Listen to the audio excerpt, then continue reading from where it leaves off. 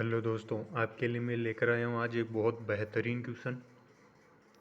ये क्वेश्चन ये question difficult नहीं है, लेकिन इस कंसेप्ट पर और भी डिफ़िकल्ट क्वेश्चन बनाए जा सकते हैं। ठीक है, तो मैं आपको कंसेप्ट भी बता दूंगा कि इस क्वेश्चन को सोचा कैसे जाता है, इस क्वेश्चन को अप्रोच कैसे किया जाता है।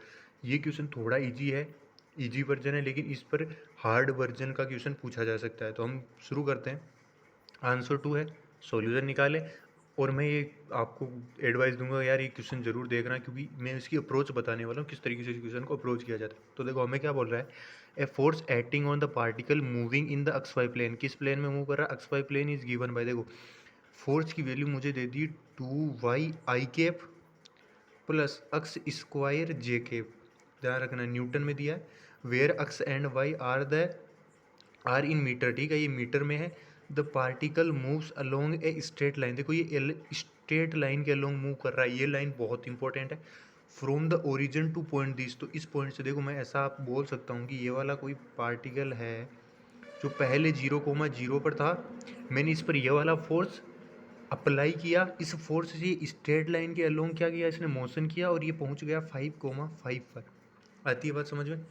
आगे बोल रहा है तो वर्क डन बाय फोर्स। देखो वर्क डन बाय फोर्स क्या होता है, हम वर्क डन बाय फोर्स कितना लेते हैं, integrate F dot D x. Integrate F dot D x, जब भी हम उसको सॉरी डी आर लिख लेते हैं डिस्टेंस के लिए, मैं क्या यूज कर रहा हूँ, आर, क्योंकि डी एक्स तो ये वाली एक्स एक्सिस है, ये वाली वाई एक्सिस है। ठीक है, अब देखो इस क्वेश्चन के लिए हम क्या करते हैं, हम पहले क्या करते हैं, जो इसको कंपोनेंट में बांट लेते हैं। किस तरीके से?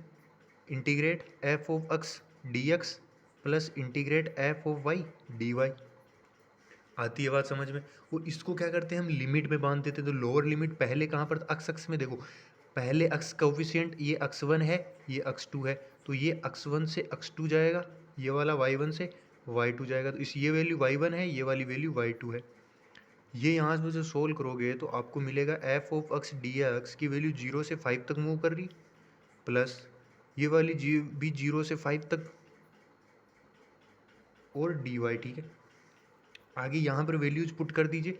आपके पास एफ एक्स कौन सा है, आई के साथ जो आपके साथ कोफिशिएंट है, आई के साथ जो कांस्टेंट है वो क्या होगा, वाई एक्सिस की डायरेक्शन में फोर्स होगा। तो 2y(dx) इंटीग्रेट 0 से 5 प्लस इंटीग्रेट 0 से 5। अब देखो एफ वाई की डायरेक्शन में कौन सा फोर्स लग रहा है, एक्स स्क्वायर, तो एक्स स्क्वायर डी वाई। अब यहाँ पर आकर बच्चा रुक जाता है। इतना तो सब कर लेते हैं कि एफ डॉट डी आर करना है, एक्स एक्सिस डायरेक्शन में उसे अलग से फोर्स लिख लो, वाई डायरेक्शन के लिए अलग से इंटीग्रेट कर दो। और ये क्वेश्चन यहाँ तक तो हर बच्चा सोल्व कर लेता है, लेकिन आगे इसके आगे क्या करना है, देखो हमें यहाँ पे डिफ्रेंशिएट करना है विथ रिस्पेक्ट टू एक्स, लेकिन हमें गिवन है यहाँ पर y, तो मुझे कहीं ना कहीं y को x के टर्म्स में क्या करना पड़ेगा, रिप्लेस करना पड़ेगा। सेम यहाँ पर या मेरे पास देखो दो ऑप्शन है, या तो मैं y को रिप्लेस कर दूँ या फिर मैं x को रिप्लेस कर दूँ। यहाँ पर या मैं x को रिप्लेस कर दूँ या फिर y को रिप्लेस कर दूँ, तो मेरे पास दो ऑप्शन है। ठीक है, अब देखो जब मैं इसको रिप्लेस करूँगा तो मेरे पास लिमिट्स भी चेंज होगी, ये चेंज करना आप ना भूलें। ट्राई करें कि आप इनको भी क्या करें, चेंज करें। तो देखो कैसे अप्रोच करते हैं। मैं इस स्ट्रेट लाइन की इक्वेशन लिखता हूँ, तो स्ट्रेट लाइन की इक्वेशन क्या हो जाएगी, मैं बोल सकता हूँ इक्वेशन ऑफ पाथ। वो क्या है, वो स्ट्रेट लाइन है। और इस स्ट्रेट लाइन की इक्वेशन की बात करूँ तो इक्वेशन है x is equal to Y. बस यही वाला पॉइंट है जो इस क्वेश्चन को अप्रोच के लिए काम आएगा। आपको कोई भी इक्वेशन दे दे, आपको मान लो मैंने बोल दिया वो पैराबोला के अलोंग मूव कर रहा था, तो पैराबोला की आप इक्वेशन लिखेंगे। आपको मान लो पैराबोला की equation Y square is equal to 4ax दे दी, आपको यहाँ से वैल्यूज निकाल कर y और x की जगह क्या करनी पड़ेगी, रिप्लेस करनी पड़ेगी। इतना सा काम करना है बस आपको। आपको बस इतना सा काम करना है कि इसको y के टर्म्स में लिखना है और इसको x के टर्म्स में लिखना, आपका क्वेश्चन सोल्व हो जाएगा। देखो अब यहाँ पर मैं बोल सकता हूँ x को y से रिप्लेस कर सकता हूँ। अगर इसको मैं इंटीग्रेट कर दूँ तो मुझे मिल जाएगा dx is equal to D Y. मिलेगा कि नहीं? तो यहाँ पर जब रिप्लेस करेंगे तो 0 से 5, देखो ये लिमिट्स किस पर मैंने अप्लाई की थी, एक्स के रिस्पेक्ट में अप्लाई की थी। तो मैं क्या कर रहा हूँ, एक्स को कांस्टेंट रख रहा हूँ, वाई को मैंने चेंज कर दिया, तो 2x dx प्लस इंटीग्रेट 0 से 5। अब मैं बोल रहा हूँ एक्स स्क्वायर की जगह मैंने वाई स्क्वायर पुट कर दिया डी वाई। अब देखो मैंने लिमिट्स चेंज नहीं की, लिमिट्स चेंज की मैंने बात नहीं की। लिमिट चेंज करोगे तो सेम आएगी, लेकिन फिर भी मैंने लिमिट चेंज नहीं की। क्यों नहीं की?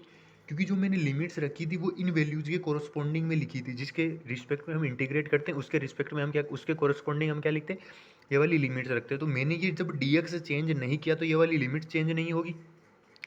आई बात समझ में? मैंने यहाँ पर dy चेंज नहीं किया तो ये वाली लिमिट्स भी चेंज नहीं होगी।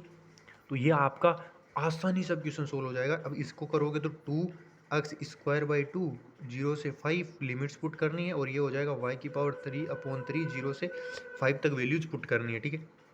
अब यहाँ पर आप पुट करोगे तो ये मिल जाएगा 25 प्लस ये मिल जाएगा 125/3, यहाँ से मल्टीप्लाई कर दो तो ये कितना होता है 35 20 तो 2000/3 सॉरी 200/3, ये कितना हो जाएगा, ये चला जाएगा 6 और ये 6.7, ठीक है।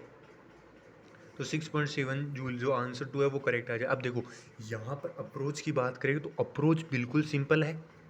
आपको ये वाली इक्वेशन लिखनी है। आप किस तरीके से लिखेंगे, 0 से 5 f(x) dx प्लस इंटीग्रेट 0 से जी सर, यहाँ पर मैं जनरल लिख देता हूँ x1 से x2 y1 से y2 और यहाँ पर लिखोगे fy और dy। यहाँ पर फिर आपको उसके पाथ की इक्वेशन गिवन होगी कि वो किस पाथ पर ट्रेवल करेगा। अब आपको जब उस पाथ की इक्वेशन आपको मालूम है तो आप y और x के बीच में क्या निकाल सकते हैं, एक रिलेशन फाइंड कर सकते हैं। जब आप इसके बीच में एक रिलेशन फाइंड कर लेंगे तो यहाँ पर जो वैल्यूज y वाली जो वैल्यूज होगी आप उसको x से रिप्लेस कर देंगे और इस टर्म में जहाँ जहाँ x होगा उससे y से रिप्लेस कर देंगे। बाकी आपको कुछ नहीं करना, बाकी आपको सिर्फ इंटीग्रेट करना होता है और ये क्वेश्चन सोल्व हो जाएगा।